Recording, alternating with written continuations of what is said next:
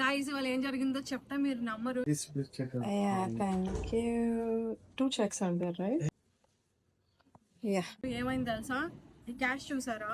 ఈ ముందు వీడియో పెట్టాను కదా. సో దిస్ ఈజ్ మై ఇక్కడ దుబాయ్లో ఉన్న owner. He just send me the security deposit and the cheques. అమౌంట్కి చూసారా, 16,080 almost like 7-8 lakhs Indian rupees అని అనుకోవచ్చు. ఎందుకంటే పర్సనల్ రీజన్ మూలంగా తను నా టెనెన్సీ కాంట్రాక్ట్ని క్యాన్సిల్ చేద్దామని చెప్పి నాకు ఎక్స్ప్లెయిన్ చేశారు. But I not expected with in 1 day he will send my deposit back and cheques are also with me. డ్రైవర్తో పంపించారు. గైస్ దుబాయ్లో స్కామ్ అవుతుంది అని అంటున్నారు. ఎక్కడ అవుతుంది? అందుకే చెప్తున్నాను, మీరు ఏ యూనిట్ అయినా, ఏ rental investment unit, whatever you want to do, know the person whom you are dealing with. ఎవరితో మాట్లాడుతున్నారో తెలుసుకున్న తర్వాత మీరు ఏవైనా మనీ ఇలా బయట పెట్టండి. కానీ ఇది మటుకు ఎక్స్పెక్ట్ చేయలేదు. స్కామ్ అవుతుంది అని అనుమాకండి. దుబాయ్లో ఏది జరిగినా అది నా వల్లే అవుతుంది అని అనుకుంటే మీరు అసలు నిజంగా మోసపోరు అనమాట.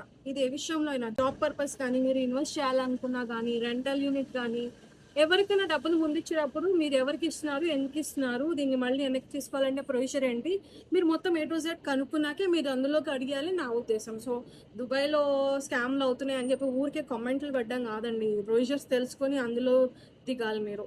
నా చెక్స్ నా దగ్గర ఉన్నాయి. So and this very post dated checks అండి బాబు. మీరు వెళ్ళి తీసుకెళ్ళేసినా నా చెక్ బౌన్స్ అవుతుంది, మళ్ళీ కోర్టులో కేసు అవుతుంది, చాలా అవుతుంది.